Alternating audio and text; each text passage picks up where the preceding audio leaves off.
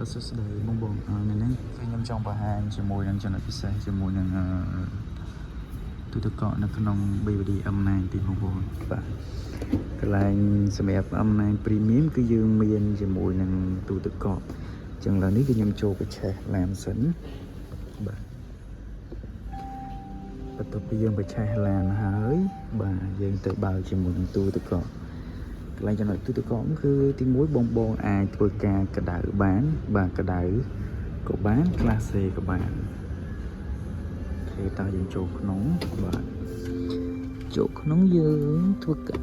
អូខេអញ្ចឹងបងសម្រាប់អំណាចនៅកន្លែងទូទឹកកកនឹងខូចនេះ option premium គឺយើងមានទូទឹកកកហ្នឹងបាទហើយរបៀបប្រើទី1គឺយើងអូសមកចេះបងប្អូនអូសមកគឺវានឹងបើកចេញហើយយើងចុចមួយទៀតមក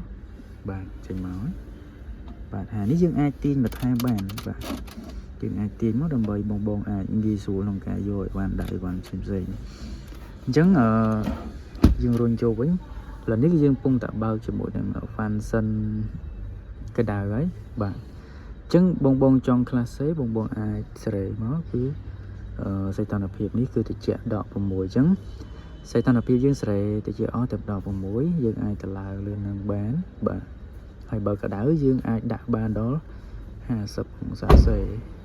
ខ្លាំងមែនតើបាទអញ្ចឹងបងចង់កដៅក៏បានចង់ class A ក៏បានដែរអញ្ចឹងនេះគឺចំណុចពិសេសរវាងចំពោះទូទឹកកកនៅលើ BVD M9 បាទ BVD M9 ប្រភេទ MPV បាទ7កៅអីហើយជាប្រភេទឡានសាំងលាអគ្គិសនីបងចាប់អារម្មណ៍អាចអញ្ជើញមកមើលផ្ទាល់នៅ showroom បានជួបជាមួយនឹងបងតារាទីប្រឹក្សាផ្នែកលក់នៅខាងសាខា BVD មនីវង